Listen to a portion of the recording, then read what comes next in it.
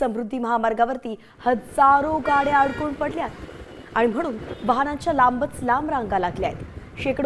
शेतकरी कर्जमाफीच्या मागणीसाठी बच्चू कडूंच्या नेतृत्वात राज्यभरातील शेतकरी आणि प्रहारचे कार्यकर्ते नागपुरात दाखल झाले। त्यामुळे चक्काजाम आंदोलन त्यांनी सुरू केलं होतं आणि आंदोलनकर्त्यांनी नागपूर वर्धा आणि जबलपूर हैदराबाद महामार्गासह इतर 4 महामार्ग रोखून धरले होते। त्याचाच फटका वाहन चालकांना बसलाय। तरी दृश्य आपण पाहतोय, समृद्धीवरची ही दृश्य आहे, तिथे झालेली वाहतूक कोंडी आपण पाहू शकतो।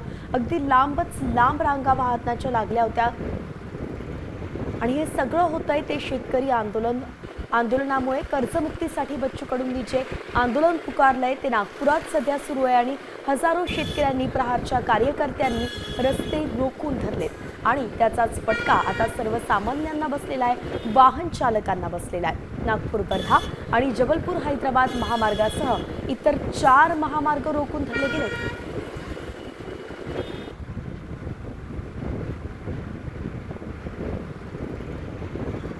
कर्जमुक्तीसाठी गेल्या अनेक दिवसांपासून बच्चू कडू आक्रमक झाले आहेत। गेले 3 दिवस ते नागपुरात आहेत, ठिय्या त्यांनी मांडलाय। खरं तर रस्ता रोको त्यांनी केलाय आणि त्यानंतर काल रेल रोको सुद्धा करण्यात आला होता। लवकरात लवकर सरकारनं निर्णय घ्यावा अशी त्यांची भूमिका आहे। सरकारनं त्यांना मुंबईलाही बोलावलं होतं बैठकीसाठी, चर्चेसाठी, मात्र शेतकरी नेत्यांनी बच्चू कडूंनी तिथे जाणं टाळलं। काहीतरी घातपात होऊ शकतो अशी शंका त्यांनी व्यक्त केली आणि राज्यात अस्थिरता निर्माण होऊ शकते अशी त्यांना भीती होती।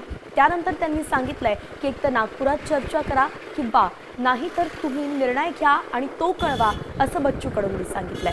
मात्र सरकारच्या मंत्र्यांकडून त्यांच्याशी चर्चा केली जाते। कालच चंद्रशेखर बावनकुळेंनी फोन करून त्यांच्याशी चर्चाही केली होती आणि तरीही आज ही वाहतूक कोंडी आपण पाहतोय।